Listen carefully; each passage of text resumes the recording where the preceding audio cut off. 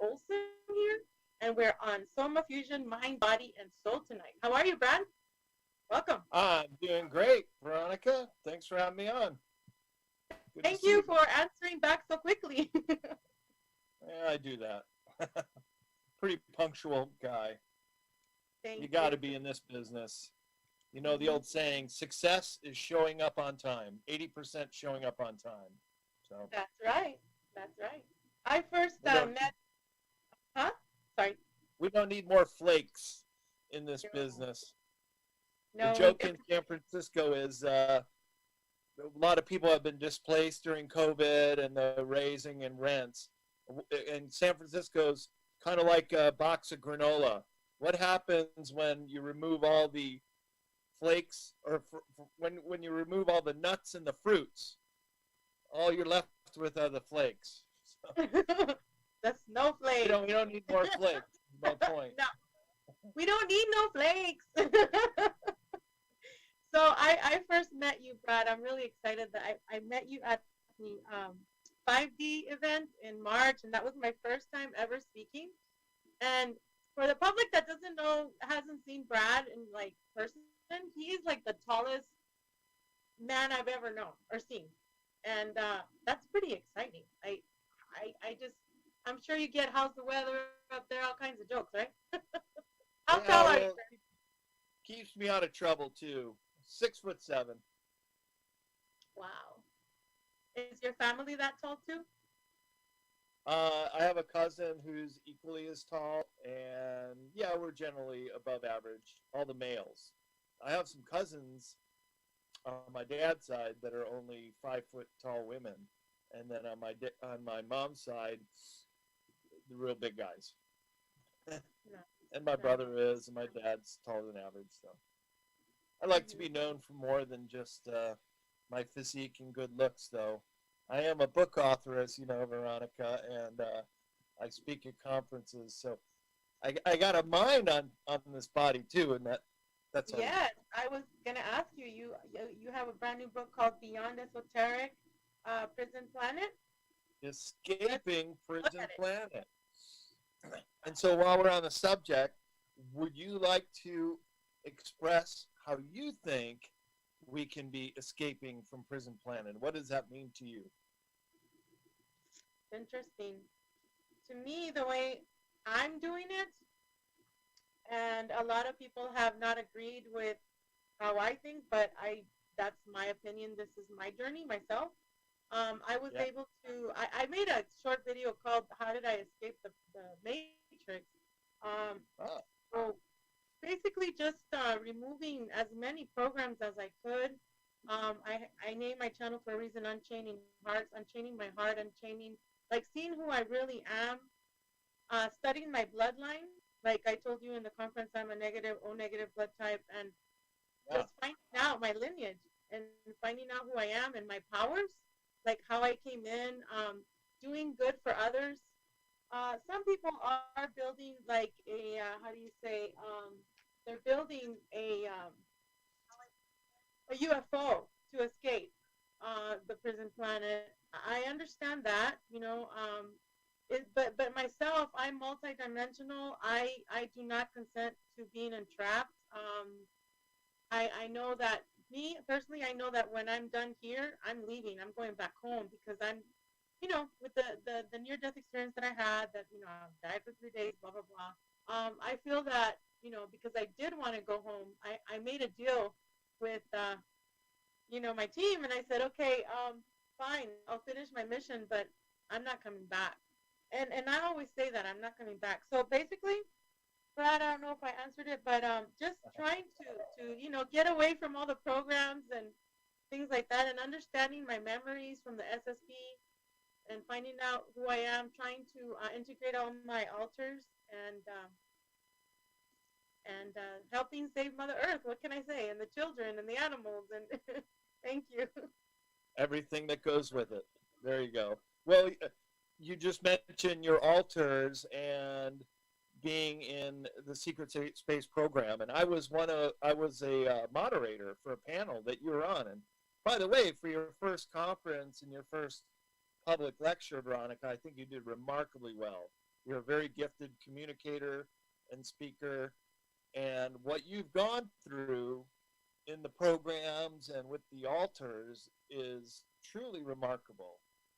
And I was very fascinated with your account, as well as some of the other super soldiers, although now they like to be known as enhanced soldiers. Remember the couple that was in the audience when you guys were doing when all the speakers came up and did about a 20-minute, half-hour talk, and they were in the back and they were very reluctant to come up, but you knew them, the Wolverine guy and his girlfriend, and in the end, you guys had a very heartfelt reunion, hugging each other. There were some tears, and they came out with their account of being in the programs and getting their memories back and so forth. And I was really taken with how genuine that was. That to go and fake that, and you even called out someone in the audience. There was someone watching us from perhaps one of these letter agencies, and I think you handled that remarkably well. You just said, you know that someone's here. You didn't call them out, although I think we all know who it was. And that's a fairly common thing at conferences. They will send someone out to watch us and listen to presentations.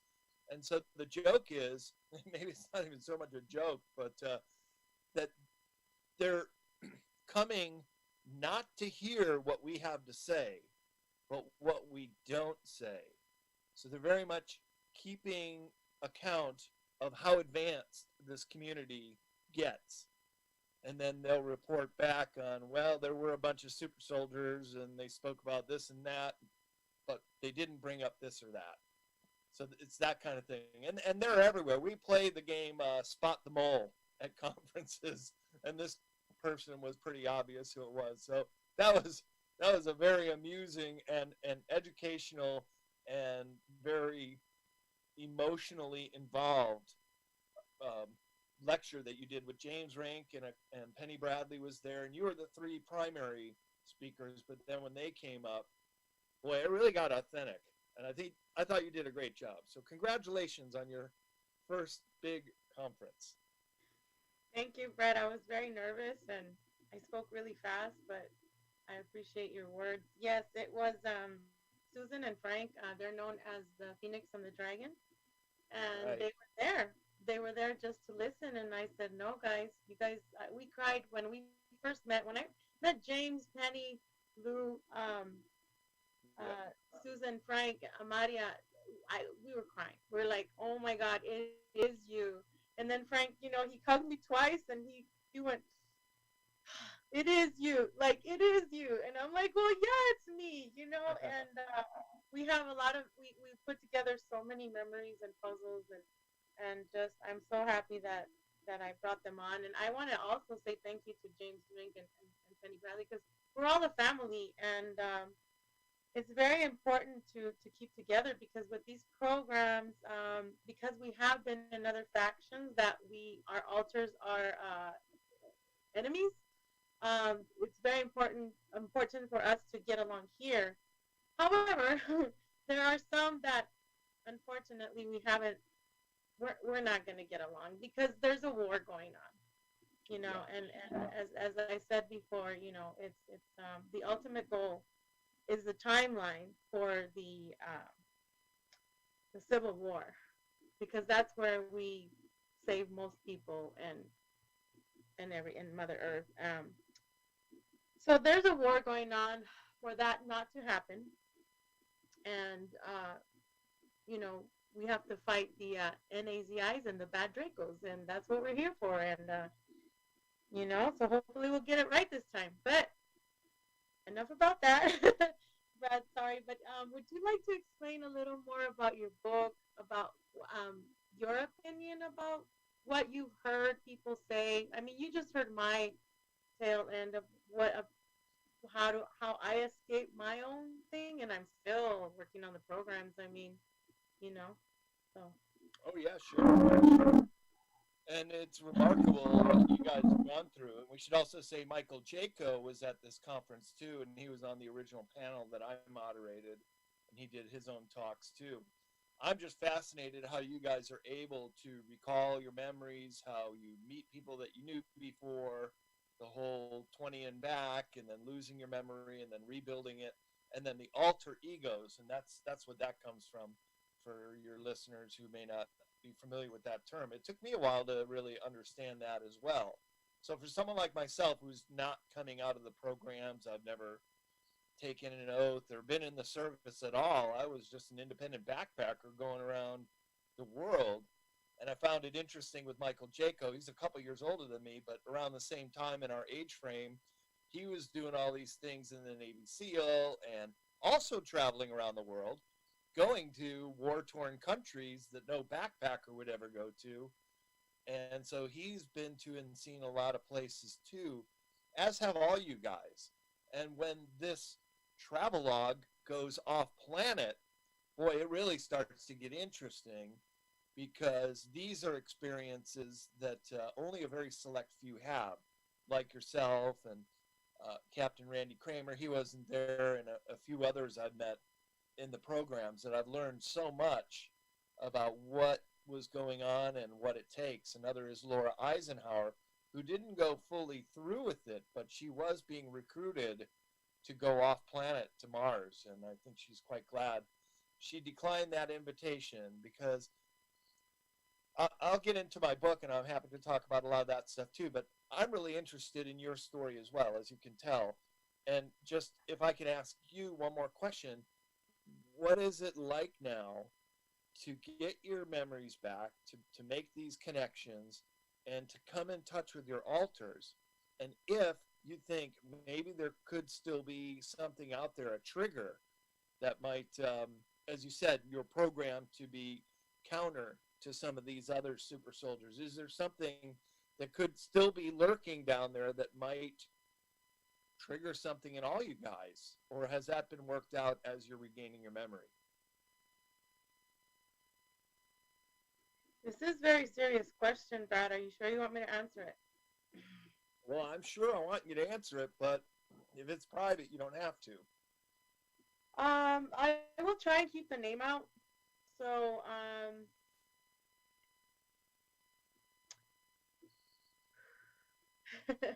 we have an enemy, and he is Pindar. But the person that is said to be Pindar is not. He is one of the three sons that are fighting for the throne. Okay, we are fighting all of them.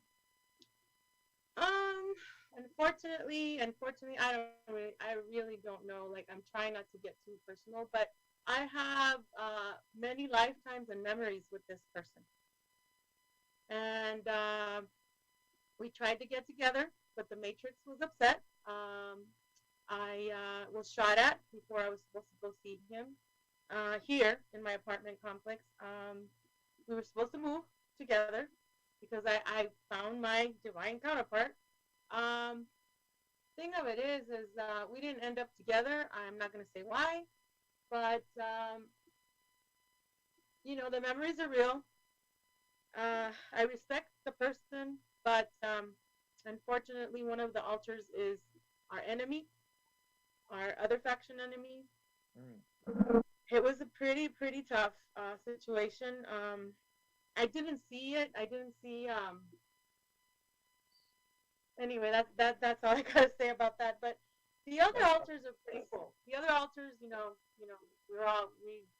all get, my altars and him with all his other altars, other than the one I mentioned, we all get along. Like, we love one another.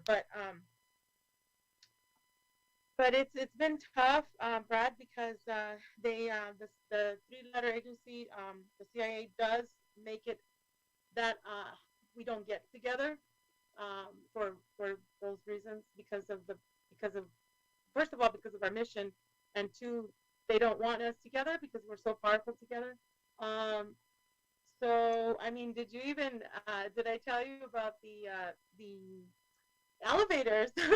As soon as we get there the next day at the West Gate in March, the elevators started breaking down, and then yeah, and it was our energy, all of us together. Yeah. question in the audience. I think it was Violeta. Hi, Violeta, if you're watching. She said, why is it that you all don't live together? Like, how come you guys, James, Penny, all of us, why don't we all live together, like in the same city or whatever? And I said, because we're way too powerful. Like, we're needed in certain grid lines to take care of Mother Earth, like the dimensions, and the jump rooms. There's many jump rooms. There are many wormholes. There are many stargates that we are taking care of. So not only do we have this huge thing that we have to take care of, okay, this war coming, we have to take care of ourselves, our family, our bodies, our relationship, our mind, our soul. But it's like we have to guard our hearts and the whole. We are the Merkaba, right? So we have to guard like the whole, pretty much the whole universe. Guardians of the Galaxy, right? So and we have to, yeah. So it's not easy, but that's hopefully that answers some of the questions. Well, you're holding it together. You're doing your show, and you're going to conferences, and you're doing your best to speak about it and get the word out. And I would bet that it's cathartic for you. It's a relief to be able to talk to an audience that's receptive to this message, and of course meeting the other people who know about programs that you've been in. You're among the very select few on the planet who has these kind of recalls, so it's worth recording and memorializing your guys' experience, because you're among the first generation to come back now after the programs and surviving. And I'm sure there are colleagues of yours who may have never come back or may have fallen in the line of battle. And I know that's true with Michael Jaco right here on Earth, but even off planet, Captain K lost a wife. Randy Kramer's wife was killed off planet, and he was quite heartbroken about it. I read it in his book. I was even talking to him about republishing that, but I'm not sure what he's doing. He might be doing it a different way. But it's again, these are memories and information that is worth chronicling. So you might want to consider your own book, or if you're getting this information out through your show, Veronica, then kudos to you, because it's a good thing to help people understand. Now, did you recall much about being off planet, or were your alters primarily here concerned with Earth? Off planet and on Right. planet. Where'd you go Mars. off planet? Mars? I went to Mars. Yeah, I went to Mars with Max Spears. Real quick on what you were talking about. I'm so sorry, Randy, about your wife being killed. I had no idea. I still have to meet him and talk to him. I haven't spoken to him, but anyway, yeah. So this particular person that I'm not going to mention was jealous that I was speaking to Max Spears in one of the jump rooms. We were getting ready to go to Mars, and we were we're on the ship. This particular uh, situation. I was just talking to Max, just really happy, trying to get to know more of him, and just talking. And then so this person, I don't know if this person was jealous or what. He says that he was trying to get my attention on one of his altars, and in an interview that I did with this particular person, I believe it's the second interview, he actually admitted to killing Max Spears, and he apologized to his mom publicly. Later on in private, he told me how he did it, which I'm not going to talk about. But I cried, because it's like how could this be? It's really tough, Brad. But anyway, yeah. And I said, well, why did you get rid of him? And he says, because he didn't get the timeline right. And I'm like, what? So that was the fourth time that Max had tried to get the timeline right, and something happened that he didn't get it right. So this person decided to get rid of him, and it upset me to know. But anyway, so yeah, on planet, off planet, I was with Max Spears there in Mars. And then also in Sepulveda, California Boulevard, there's a jump room there. I've been there. I've been in the Lunar Complex, and that was, transporting the children, and I Through was the I jump every time? well, The not one it's right different. next to LAX, right? Hughes Aircraft in Yeah, Lesotho. That's the yeah, one, huh? Wow. that's yeah, that's one. And there's many. I have some here when I go on my bike ride on. If people are familiar with Tucson, it's St. Mary's and the freeway, west of the freeway. There's one there, a portal, Stargate. Many here in town. I'm close to Mexico, the Mexico border, so there's one there too. Many, many.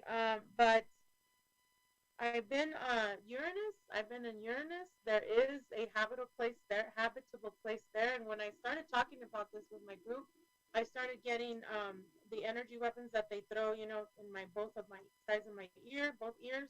And then I had like this thing that was wrapped around my head because they didn't want me speaking about it or removing more of what I had found in the past. I've been in Pluto.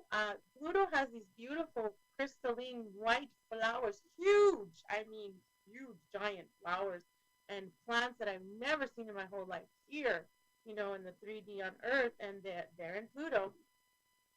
Um, let's see. I've been Soel is one of my altars that had to, kill off the raptors and save the children were in the black cages there under Oh.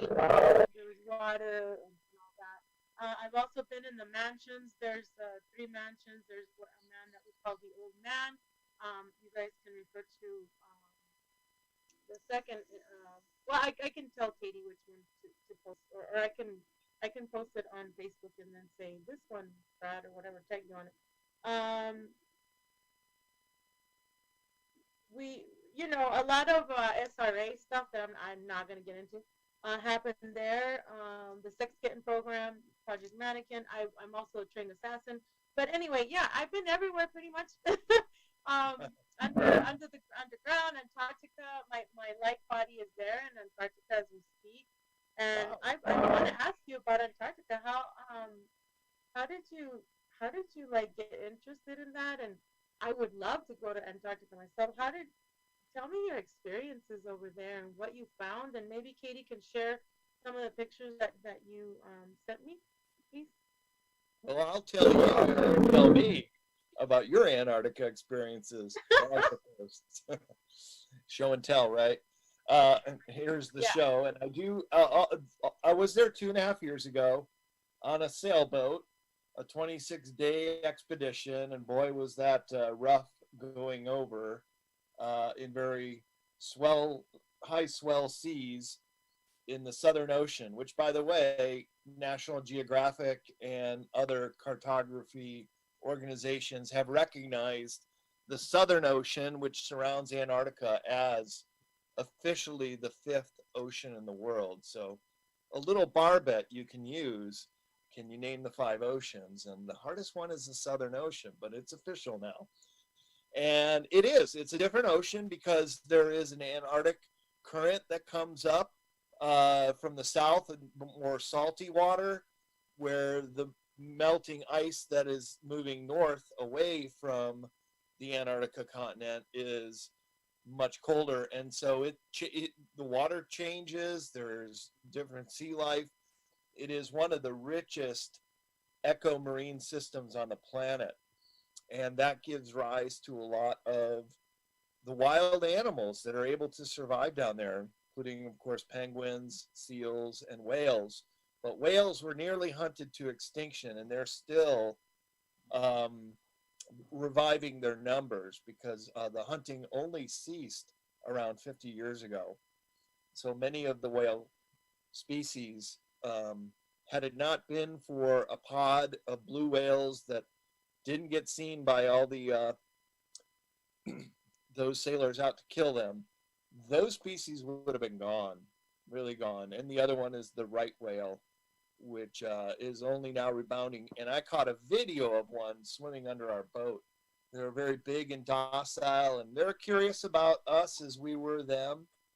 So it was really just 15 full days going to other research stations, penguin colonies. We went into the bay at Deception Island, which is a volcanic caldera, and went ashore to an old 19th century whaling station that's now in ruins.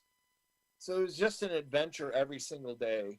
And with 11 Polish people and 3 Americans, we were just all strangers when we met, but we're all good friends now, and that was quite an experience we shared together. So I just went down there because there's so many mysteries. I like traveling. I've been to now all 7 continents, and just wanted to look into some of these questions that we've heard about Antarctica, that there's this 3 craft under the ice that are miles across, to antediluvian civilization, including pyramids that might be sticking up out of the ice, and other mysteries, whatever we could find. That was the purpose of going down there. Plus, I got good research about Antarctica, more specifically about the New Schwabenland claims by the Nazis before World War II and then right afterwards, and including the Black Goo, which is from an island just off of Antarctica uh, called South Thule Island, Thule, and a lot of other weird stuff. I mean, it is like going to another planet. It's the closest I can say I've been off planet, because it is so weird. There's some maps from the Nazi era that I reprinted in the book, including this is New Schwabenland area where they're base 211, New Berlin base is there. These are maps showing underwater routes under the ice. So just to qualify, Antarctica is the most volcanically active continent in the world. 91 known volcanoes, and I was at one of them. And it's also covered with 2 miles thick of ice called the polar plateau. So if you think about the propensity of geothermal heat creating these large under ice domes where the air temperature would be pleasant enough to walk around in a t-shirt, and out of all the winter storm weather right now on the surface, it's the coldest place on planet Earth. But down below, with geothermal features, maybe even some hot springs you can jump into and have a spa lifestyle down there. So the propensity is there is a very high probability for habitable zones under the ice that could go completely unnoticed, undisturbed from the outside world. You can't even see it from satellite or Google Earth. And that's where the presumed alien bases are, very old ones, as well as the craft, as well as more modern factories for this interplanetary corporate conglomerate, as it's known. And off-planet, the corporate secret space program. And I think that might be in association with what you were doing down there. Okay, so that was my show and tell. Now, what's yours, Veronica? Why Well, are you down there? well, there are many ET beings down there that I've seen. Um, I had a regression done with James Ring because I was getting these memories of being down there. The way I got here that I remember is that I came in as a shooting star from another realm. I am from the dragons. Okay. Orion? I'm not sure what group, but all I know is that my SSP family, we are all dragons, and we're finding one another because we did end up losing the last war with the bad Dracos. We'll call them bad Dracos. And so we decided to stay here, like come back, in other words, and fight again. So right now I've been finding that my SST group family, we're all dragons. We're all from the dragon lineage. Some can be mixed, with the lion. Some, like me, they augmented me with the dolphin DNA, so I can communicate with the dolphins. And I was also a teacher as a kid, teaching other kids how to be telepathic with the dolphins, and being able to help heal the planet and other people and grow limbs and things like that. It Wow. it started out with, oh, if somebody gets hurt in war, right? That's the cover. But in reality, they're making super soldiers down there in Black Shield. But anyway, real quick, so I Wow. came in as a shooting star. I feel that we all have. I know that we all have ships. Okay, when I go back home, I'm gonna go back to my ship, where my planet is, my dimension. I did a regression with Nisha Johnson, and I saw my great grandfather. He had like the black whiskers, and he's a very very huge giant golden dragon. And I was able to talk to him and things like that. And I want to go home, but I'm not done, right? So I came in as a shooting star from another realm. I'm not sure what my home is called. It could be Mara, and my name could also be Maura. But I'm still looking into that. And so I I did a regression with James Rink where I was able to speak to Janine. Janine is she was one of the ladies in lab coat, one of the scientists, and they're making soldiers like Leek Sedadin. They're trying to pretty much make super soldiers like us, but they really can't because we're the original ones. China has some super soldiers that are going to be coming up, pretty much part of what they call disclosure. Um, as we all know, we are at war with China, but at the same time, we have patents that meaning the United States, has for the world to be ruled by G Mafia, which is Google, Microsoft. Say again, Katie. For the world. Hello. I think it's just Is Katie talking to us or is it robotic? something robotic. Got a lot of Okay. feedback. I heard it too. Okay. Every time I mention this, hopefully we won't get kicked off. But G Mafia is Google, Microsoft, and then we have Apple, Facebook, Instagram, and Amazon. Okay. I speak about what they want to. I know I'm going a little off topic, but we'll go back. But what they want to do is the smart cities. Right. Sound is coming from Veronica's mic. That is so weird. Nobody's here but just me and my cats. Go away, mother effers. But anyway, yeah. So the smart cities that they're trying to do with what's going on right now, right? With the promoting of you know what they want in our system, which I am saying no to that. They are trying for everybody to go into transhumanism. Elon Musk. I don't agree with him. Join Right. them? No, we're not going to join them. Heck no. It's a war because they're trying to find out who the real bloodline is, who the O negatives, who the positive carriers, who are we? Like they're trying to match soldiers to fight with us. They're trying to get rid of us, in other words, because we have that lineage, that comes from King David, Christ. How do you say his wife? What was his wife's name? Mary Magdalene. It goes beyond that, though. It goes past that. It goes Sumerian tablets. It goes way past Egypt. It goes. I mean, this war has been going on.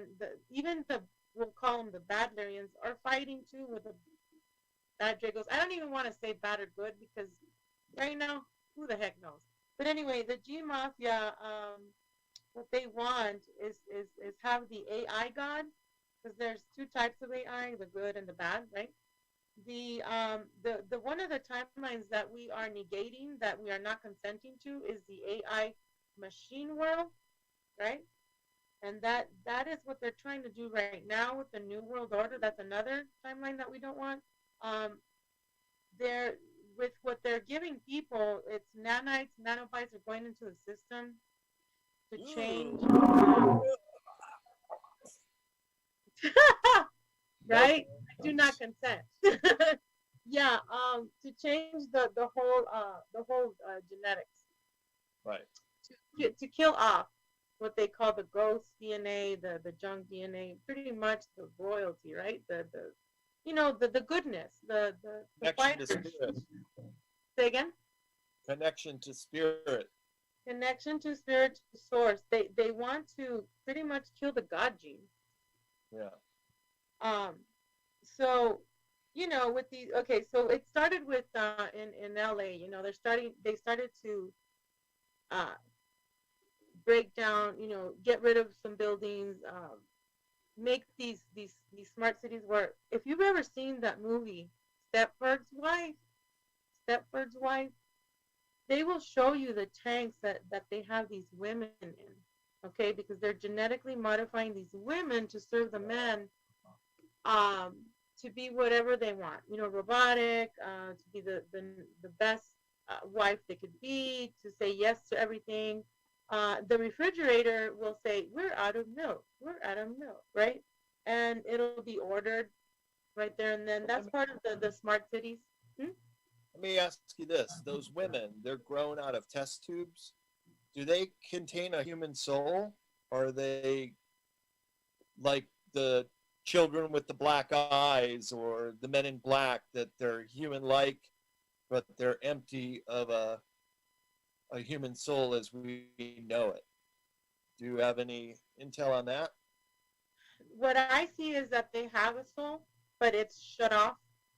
Okay, Mm-hmm. just like when before we were supposed to ever awaken, what I call awakening, because there's several awakenings, right, that we have, but Right. like the major awakening, Yep. they try to shut us down, like through the Omega programming. They have a switch, okay, in our brain, and and of course it's wired through what I call what they call V2K, or God to skull voice. Like for example, myself, I was hearing "kill yourself, you're not worth it," blah blah blah. Wow. So people can also hear, why don't you just go do some whatever drug, because your life is over, pretty much. Just keeping everyone down as much as they can to program them. So with this thing that's going around, it's basically here that we have like two neurological. I used to get nerve blocks here in the back of my head because I have really bad migraines, and I still get the migraine shots once every 6 months. I try not to. It's been like 7 months now, and they're Were you horrible. implanted back then? Did they put an Yeah, implant? Then you had it yeah. removed, right? There's two implants here. I don't know if it's removed or not, but that's why I Well, wear my beanie. no. So you I don't still know. have one or two, presumably, and they I can. still have implants. Do you feel There's like one they that's can bothering control me. you Huh? mentally?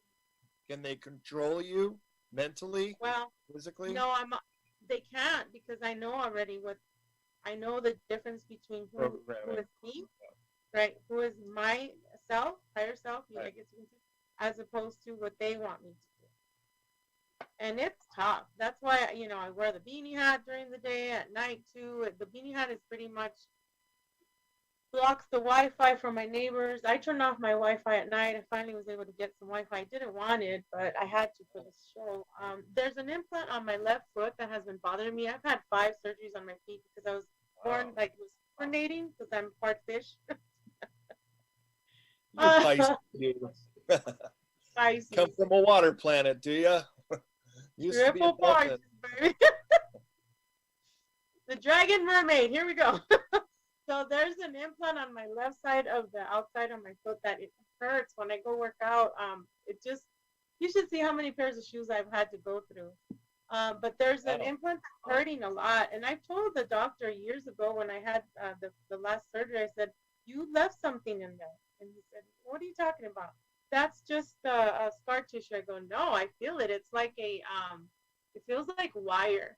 And I've been wanting to cut it off, but I don't know how deep it goes. We'll see. So anyway, there's some people that have been able to get their implants out with Yeah. how do you say, with Freon, magnets? definitely freeze them, or magnets. Freons? You got to Yeah, keep them in magnets. place. This is my understanding that you can see them in an X-ray. You know they're there, but when the surgeon opens up the skin to try to pluck them out, they evade capture, and so you have to freeze them with a magnet or Freon, something like that, to keep them in place to get them out. They're very clever, a form of AI, I would say, if they have the ability to evade capture. What's your perception, or is it just some kind of antenna? It kind of reminds me of like the Matrix movie. Remember the first one where Keanu Reeves has to be like, they tell him to like, not move, and they take out the parasite that the Mr. Smith put into his Right, umbilical right. cord. They take it out with a special weapon, Yeah. gun, whatever. Yeah, I I feel the same way too, Brad. They will try and evade. They will, because they're Wow. scared. They're, like I said, they're sentient beings, you know. And this reminds me of when I was in okay, so as kids, super soldiers, we were placed in the CIA office, okay, to write programs for us for in the future, for us to be able to save ourselves and save the planet and different. I won't go into like the major the plans, but we're in this office, and there's a main office, and then there's like all these desks that are around. And like I said, I was in charge of securities, and I was in charge, and I'm in some technology. So there's a spider that I have on my left hand, and it's telling me I don't want to hurt anybody. It's sentient, and it's a huge black spider, multi eyes. It has red eyes, and it's not heavy, but it's like it tells me I don't want to hurt anyone. And there's this man and this lady that I remember that they're in like these tan uniforms, but that could also be a cover, them in the uniform, because we had to kill wolves, unfortunately, so this could be the wolves that we're trying to kill. Wow. And they have to they have we have to, because if not, they don't feed us, and they'll kill us over and over, and they'll make us kill each other, and it's terrible. They won't feed us. So anyway, I end up putting the spider being on the fence, and this guy or wolf is trying to climb over, and I tell the guy telepathically, "You gotta go because this thing's gonna blow." So, and I have to put it on the fence, and it blows up, and I feel so bad for the spider because it's a sentient AI black goo thing, Kevlar, all that stuff is in there, and it's hard, Brad and audience, because I'm very like telepathic, and I'm very loving, but yeah, you have to have your boundaries also. But it's really hard because I'm empathetic, and it's I feel for everything, and I talk to my phone. um, so it's, I don't know, like the black goo. There, you can program it to be good or to be bad. What do you think brought it here, and what could it have been used for? Why is it a threat to humanity, if you know? Well, there's one theory that it was brought here by the aliens or the ETs, Yeah. okay, for the machine world, for basically to put us in slavery, because once we're injected with the black goo or we're forced to drink it, we have no emotion as far as like a loving emotion. It's just yes, yes, sir, we're gonna go kill, we're gonna go do what you say. We our feelings go away. In other words, the other one is in Shula, like you said, and Penny Bradley also talks about this, that it was here, um, that I think it's an island or something Cool. like that. Yeah. Cool. Yeah. And then there's this other person. I've been trying to find it on YouTube.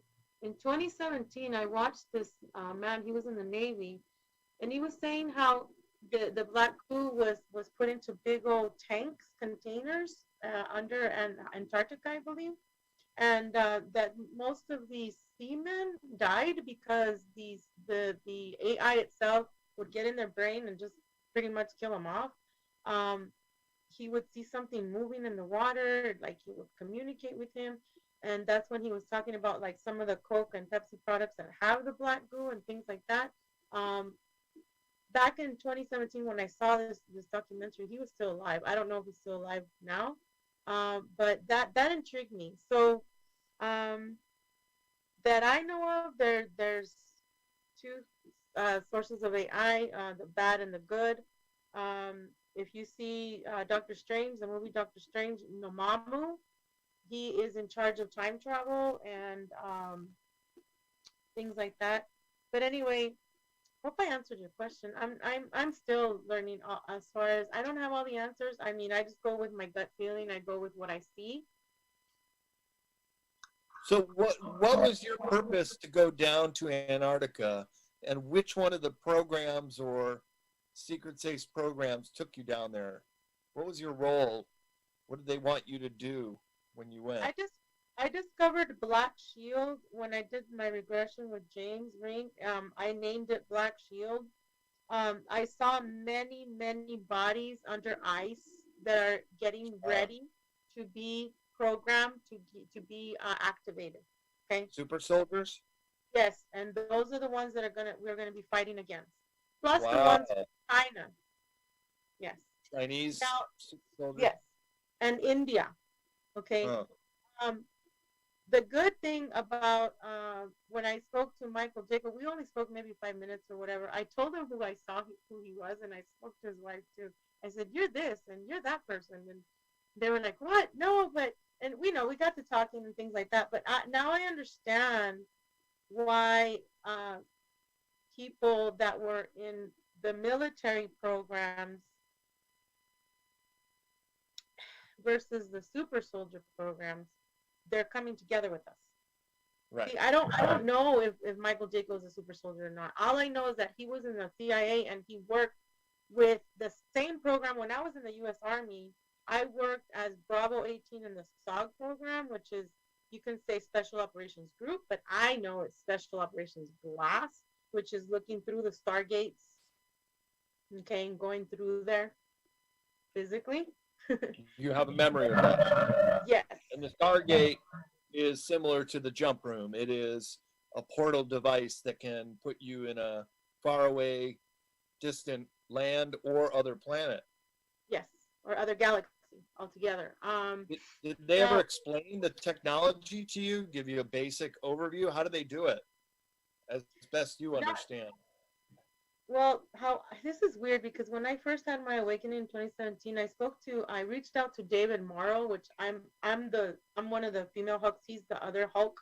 So is James, and then I was asking him about who am I really the Hulk because I've been called the Hulk and I have all these powers and blah blah. I was asking him all these questions, and then I said, "What did they use me for?" He said that they used me for Stargate One, and that I gave them something, some kind of information.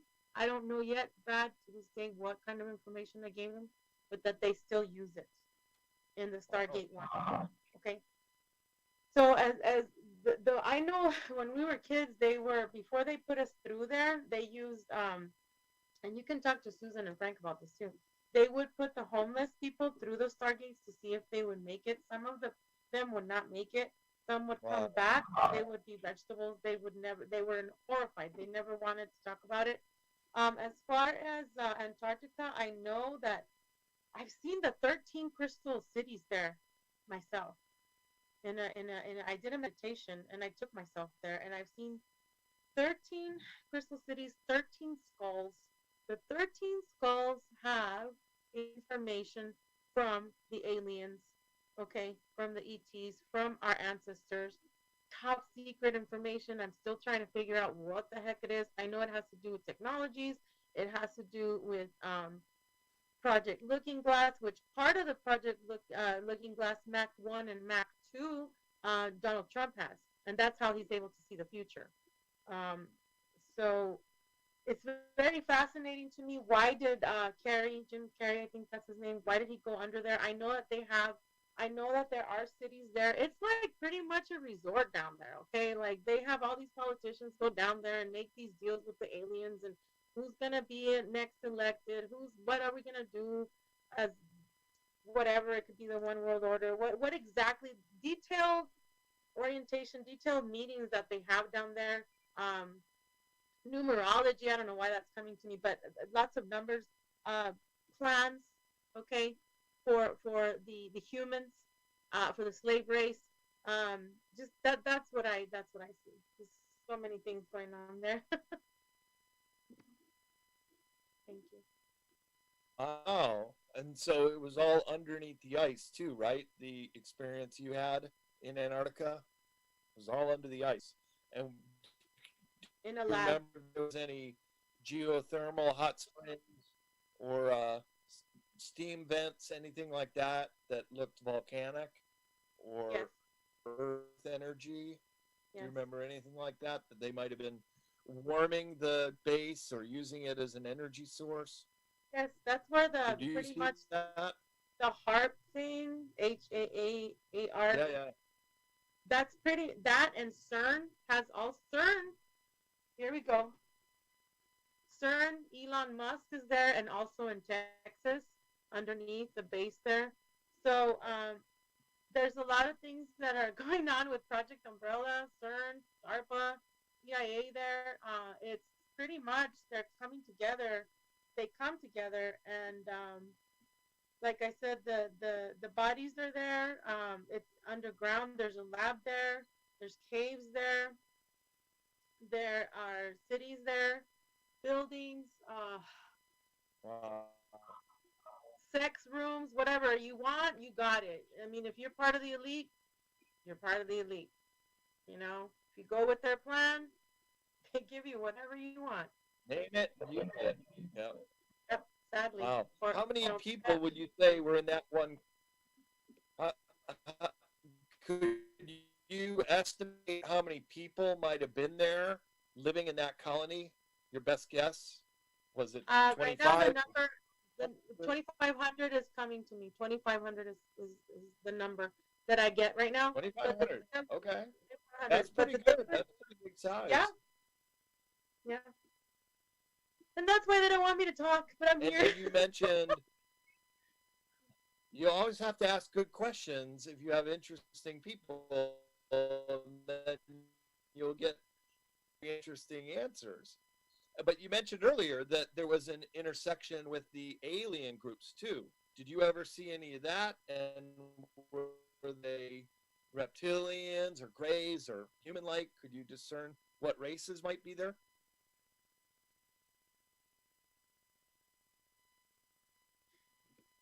The races that I You're that I muted. have, You're good. yeah, thank you. I have seen many races. I don't know what the names are. I know that, well, I'm familiar with some, like the mantids. I'm familiar with the Draco. The Draco are there. They are like the supreme, yeah, the guys So that they're running the show.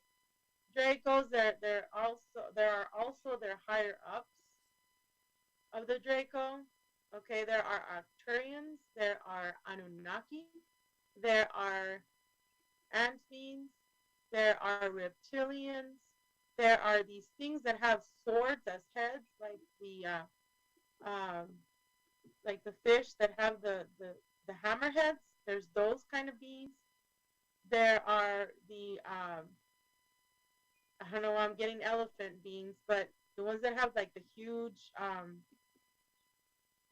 outer, like the mantarraya in Spanish. What is it in English?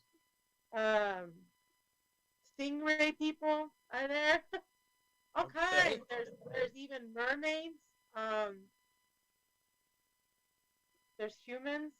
There's kids, and unfortunately, that's where some of the children are being kept for pedophilia. So that's where we're trying to get them out of there. You know what I'm upset about is that they used us in the programs to think that we were saving kids, and what we were actually doing is we were putting them back in the freaking program. And now that we're awakened, now that they have not been able to kill us, we will not work for their factions. And they have, like my son, they had him in one of my, we'll say, memories or dreams in a headlock. And they said, if you don't come back to us, we're going to kill your son. And I'm like, you know what? This is all a lie. This is a hologram. Go ahead, because that's not my son. So it's, they have my kids in the programs, things like that, but I'm not going to go into that. It's just that my job is to get the word out as much as I can. Um, it upsets me. I'm upset right now. I'm trying to calm down. You've been through a lot, and this is why I think your testimony and others who have come from the program are very important. And it helps us understand, those of us who are just kind of looking at all this from the outside, trying to make sense of it. Talking about Antarctica, both you and I have experiences down there, but they're drastically different accounts. Mine was on the surface, yours was under the surface. Now, do you recall, was it an ice dome or was it rock? Was it under the land or under the ice, or a combination of both, if you can recall? There's some parts that are just ice dome, and then there's some parts that are caverns, Okay. and there's some that are combinations. Interesting. Mm-hmm. So it's a whole complex, a maze of passages and rooms and larger areas. And how restricted were you walking around? Did you ever have any free time to kind of explore around, or indulge in a hot spring, for example, or enjoy the place? Or that wasn't your role when you were there? One of my roles was being a sex slave, party favor. Okay. The other one was in black. Well, Had my black uniform on, and I had to do what they said. right. The other one was teaching the children certain things. Unfortunately, I'm not going to go into that. And it's also connected to Sandia. It's connected to Sandia. It goes to Las Vegas. Jump rooms. I think Sandia is in Albuquerque. Yeah, but it's connected though. Or is it another location near Vegas too? Right. With the underground maglev trains. Certainly they connect Area 51, which is near Vegas, go into a little bit northern Arizona under the Grand Canyon, and then New Mexico, where Sandia Labs is, that's like Swiss cheese. There are so many underground bases in New Mexico, probably more than any other state. In fact, I have a map here of some of the, yep, here it is. Look at New Mexico, just packed. And there's your Sandia Labs, and then you can see it goes up to the West Coast through Southern Nevada. There it is, Area 51. It's on the map. So this is all becoming known. And I really applaud you, Veronica. I know this is hard for you to talk about, things that you're not exactly proud of having to do, but I think everybody understands a lot of this was against your will and against a lot of the people that were there, against their will. So really what we're talking is a form of bondage or slavery as part of what has happened to you guys when you're part of these programs. And it's dark. It goes against free will. It can even be elements of black magic, or with the pedophilia stuff, adrenochrome, or sex magic kind of stuff that the elite and the occultists are really into. It's dark, it's dirty, it's nasty, and well, quite frankly, that's why I think we're on this prison planet, with an idea that if you can understand our predicament here, and you really do want to leave, as you stated, as I do, and I have stated in other interviews, you got to know how to do it. It's not like you're going to escape Alcatraz without a plan. You got to have a plan to get out of here. And it helps to understand why you're here in the first place. What are we here what is our sentence? And maybe our sentence is we've been in other lifetimes and we've done things that in this lifetime we have to make up for. That's my perception. So my escaping prison planet plan is to be the very best person I can be.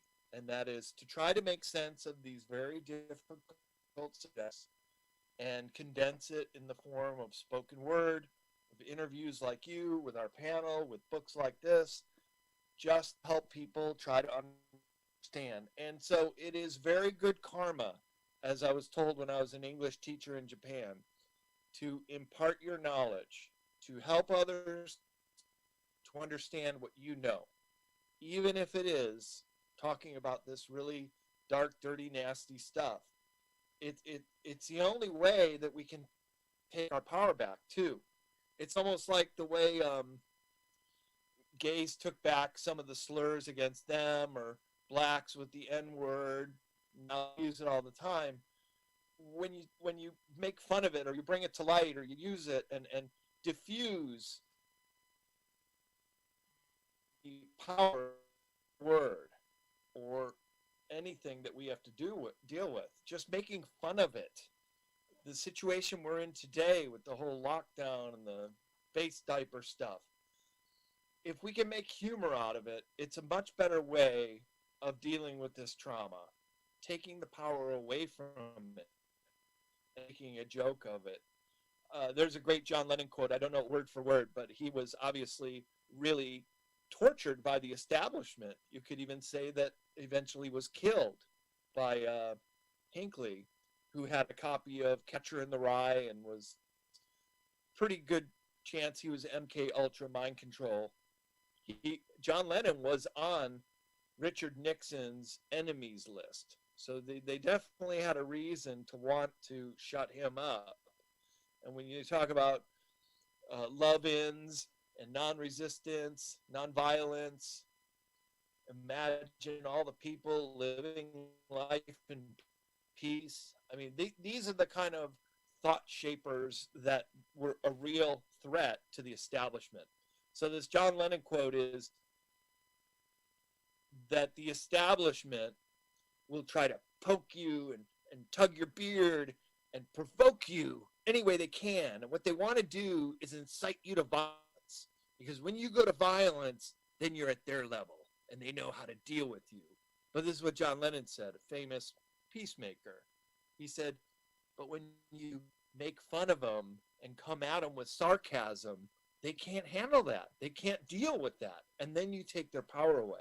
Because remember, it takes two to tango. Violence or fighting is always more than one person, right? You're at it with someone else. But if you cut that off, and maybe that's why in this lifetime I am so tall, because people don't mess with me other guys, and that's kind of a guy thing more than a guy-woman thing. That's a different dynamic. But a guy-guy thing, especially with real short guys, kind of have a chip on their shoulder, the old Napoleon complex. But tall, small, brown, black, red, white, yellow, none of that matters. It's never mattered to me or to you or to most people. And I very much endorse the saying of Martin Luther King, who said, I dream of a day when black and white children can hold hands and people are judged for the content of their character instead of the color of their skin. And that's all that's important. That's all we care about. You're not hurting me.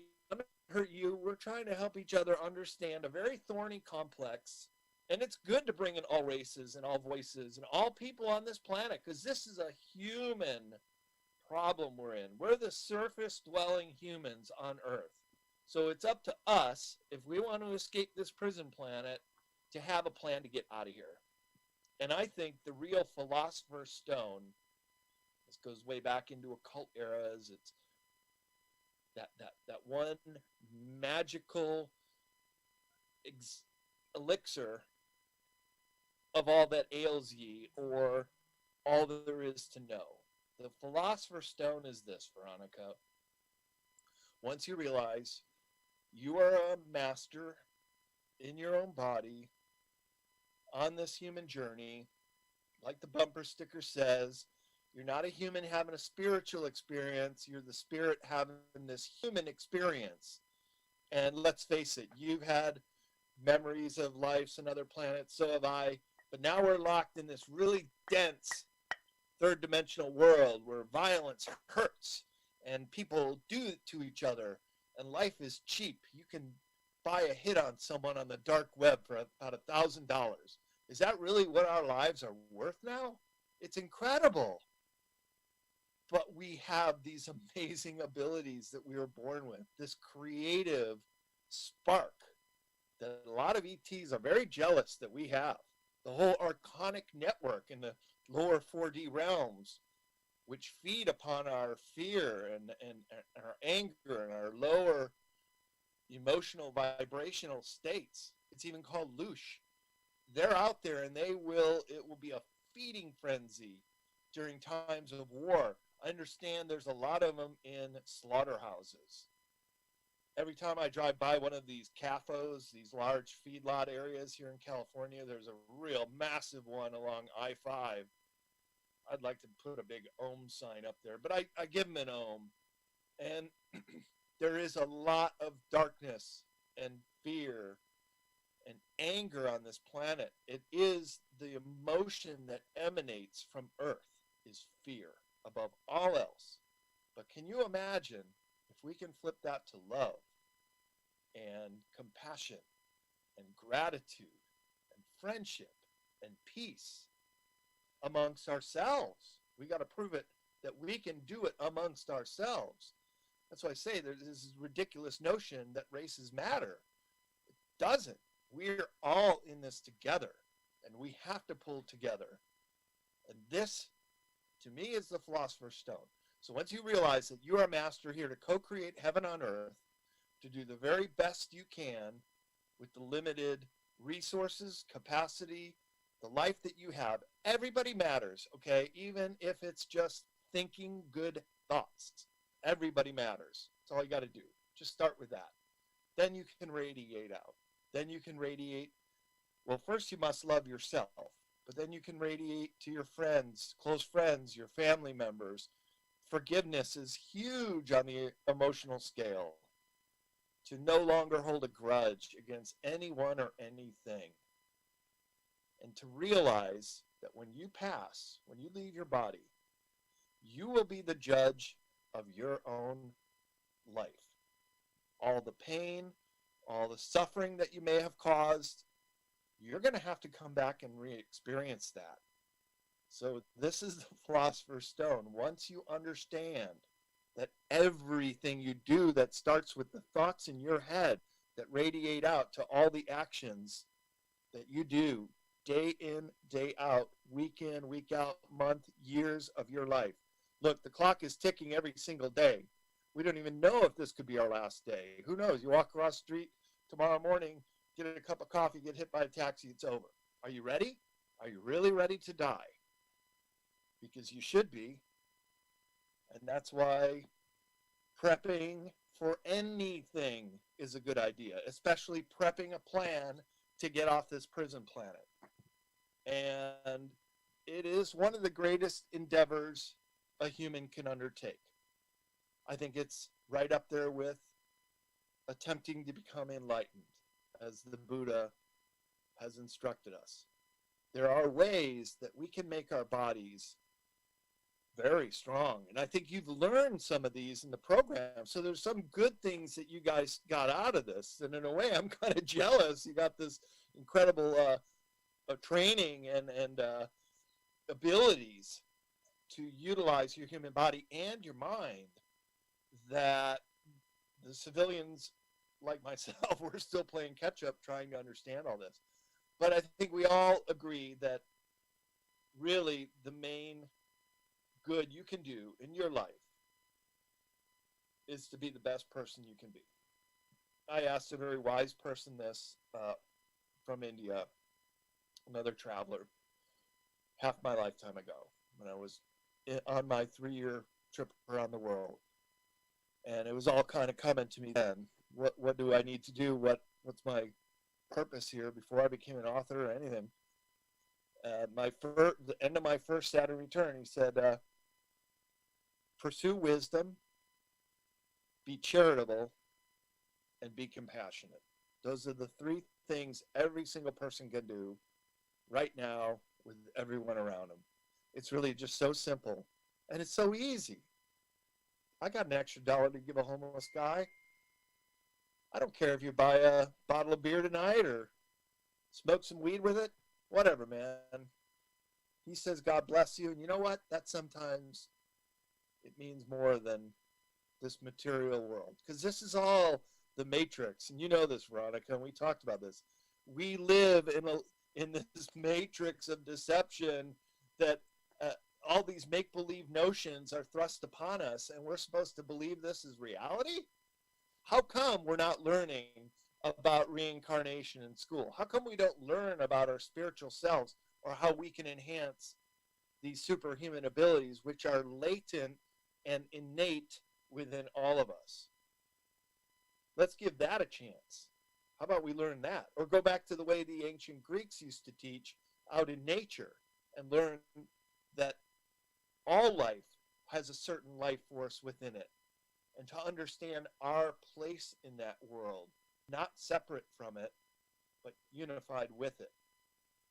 And these are the kind of teachings I think in the future will make humans very, very powerful and effective and can live much longer lives. And in fact, these are the subjects that I chronicle in all three of my esoteric series of books. And I don't repeat my material.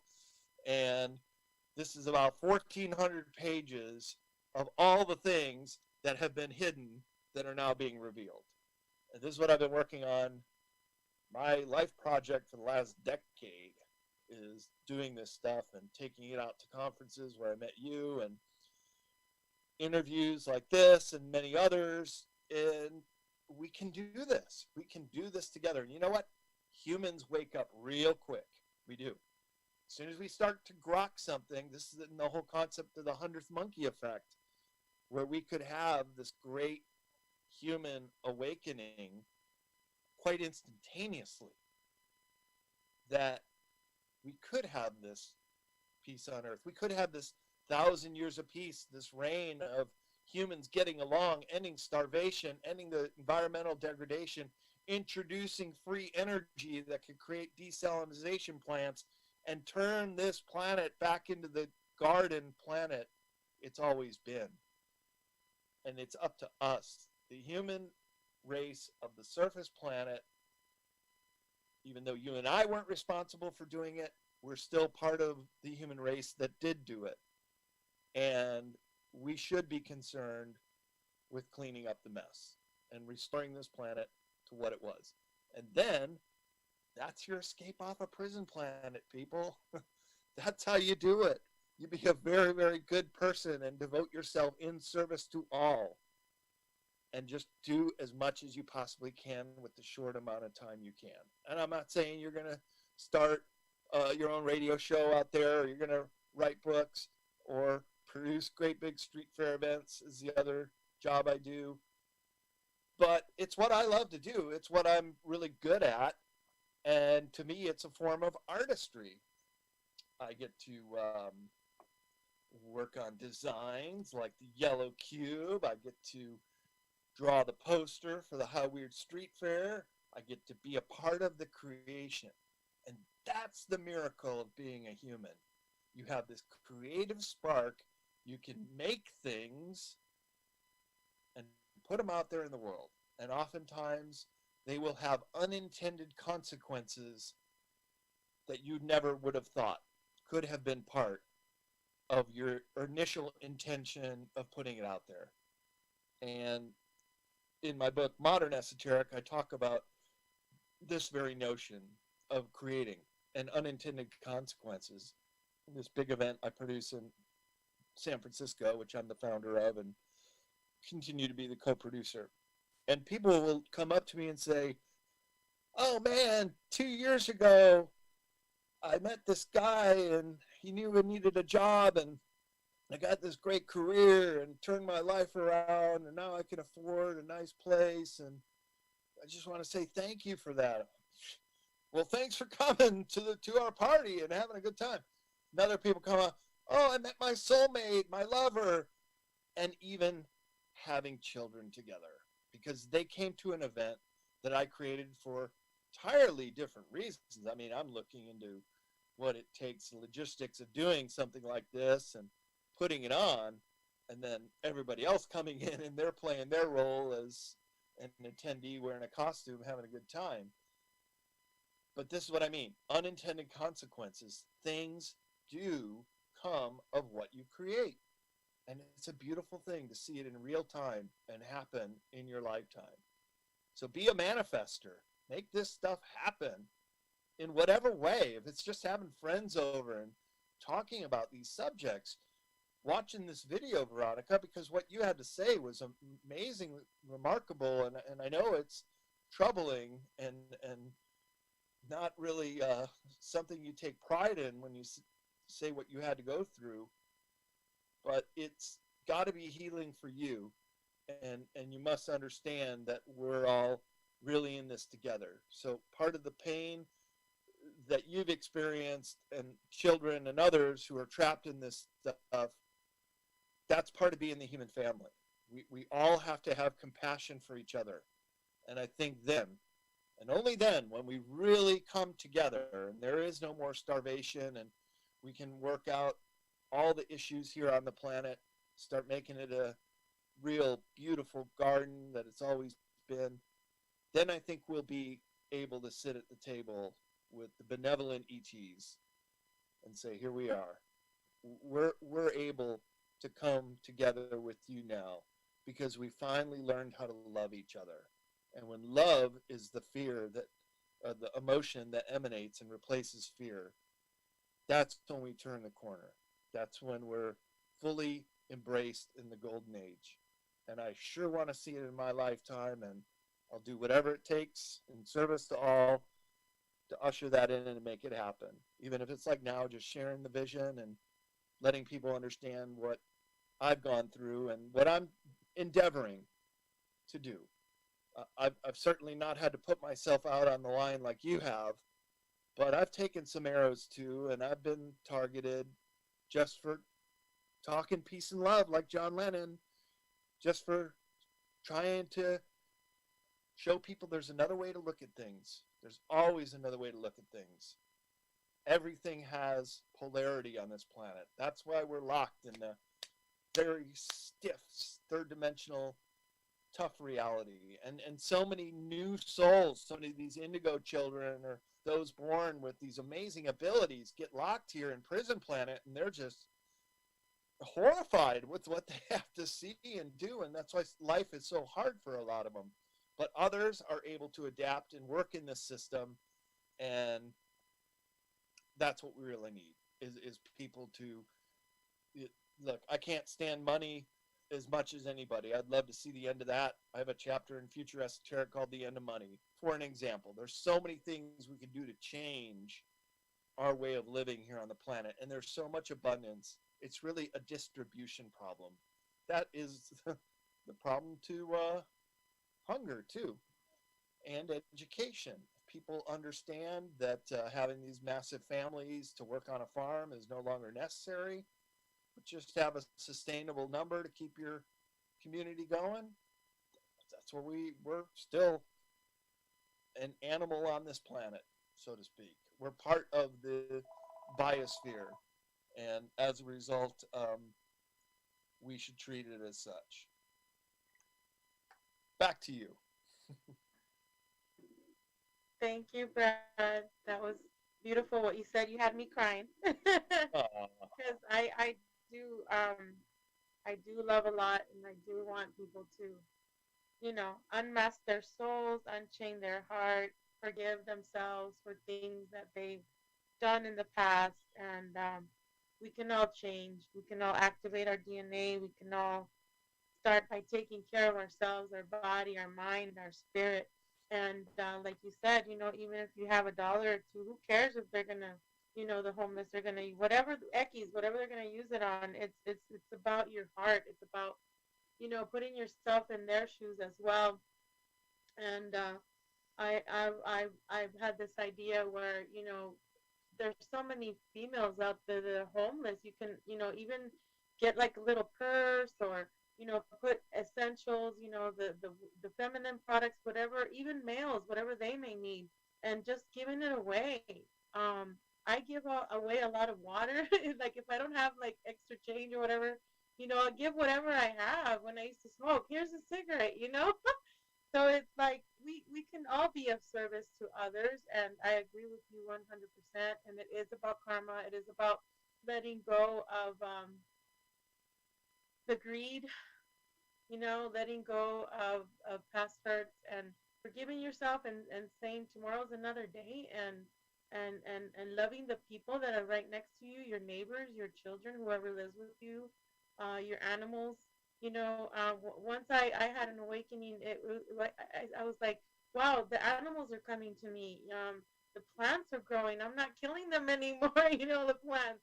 Um, so that's one thing that I saw when I finally healed myself. I mean, I'm still healing, obviously, but I have two cats now that love me. Before I used to not like them.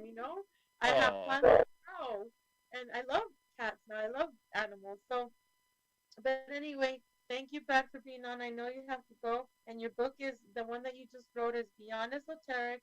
And I would like, if you can send more information, like as far as the San Francisco thing, I would like to go. I would love to volunteer. I'm a giver to my time. I would love to help with that. And if you don't mind telling the public like how they can get a hold of you, if you how they can purchase your books, um, eh, and what other platforms you'll be on or you were on, just everything about you that they can get a hold of you, please. Thank you. sure. Well, the event is called the How Weird Street Fair, and we are going to find out in 2 weeks on July 8th if we can do it on September 12th. So the last year we couldn't do it. This spring, when we normally do it, has been now pushed to the fall. So it's howweird.org is the website for everything about that event. And I'll be there. Probably won't see me. I work behind the scenes. It's kind of funny. I give the stage to all the DJs and performers. They're the superstars in this. I'm behind the scenes producer guy. And my books are available everywhere. Order one through your local bookstore. They'll get it. We got a great distributor, independent publishers group. But my website is cccpublishing.com. If you order it on the website, then it goes through my office, and I'm able to sign copies for people on the way out the door. And if you want to know more about me and some of my upcoming events, bradolson.com. And I will be speaking at Contact in the Desert this weekend. It is an online virtual event this year, but the next live event I'll be at is the Mount Shasta Summer Conference. Of course, up at Mount Shasta at the very end of August. And if you use the promotion code BRAD, you get a discount. And it'll tell the producer of the event that you're coming to see me. And I'm going to do my hidden anomalies of Antarctica. It's among one of the last times I'm going to give this talk because I've got two new presentations that I'm going to give in 2022, launching at UFO MegaCon in late February with my new talk called Hidden Esoteric in Plain Sight, which is more in support of the books. But I've also been traveling a lot through paranormal hotspots and cryptid country, including Bigfoot country, and I've been taking all these really funny pictures. I went to the Bigfoot Museum, and I've just been asked by another conference here in the Bay Area called Mystic Minds. We haven't posted it yet, but to do Bigfoots and other cryptids is the second presentation for 2022 that I'm currently starting to put together. So I stay busy with that. I'm looking at some other publishing projects. I really shouldn't announce anything until the contracts are signed. And my book is off to the races. The best launch of Beyond Esoteric only a couple months ago. It's now in its third printing. So thanks everybody out there for the feedback and checking it out. Strong 5-star rating on Amazon, and really happy to be on your show with you today, Veronica. It's great to connect with you, and thank you for your insights. And I always like it when I do an interview and I can learn something too. So thanks for letting me ask the questions for a while and play the host, and you were answering my questions as well. So that was very enjoyable. You're welcome, Brad, and thanks again. And I look forward to seeing more of you and learning more. And I am going to buy that book, that one esoteric one. It's very interesting. You should. I will. You would like I want to know more about the money thing. How do we not use money? Yeah, Other than manifesting. the end of money. Yes. Well, And I'll see Brad, you at the next conference then. thank you. You're on Facebook, right? All the time with you. Okay. I'll answer That way questions. people can look you up. Thank you, Brad. Have a great All day right. being here. Bye, Have Katie. a good night, everybody.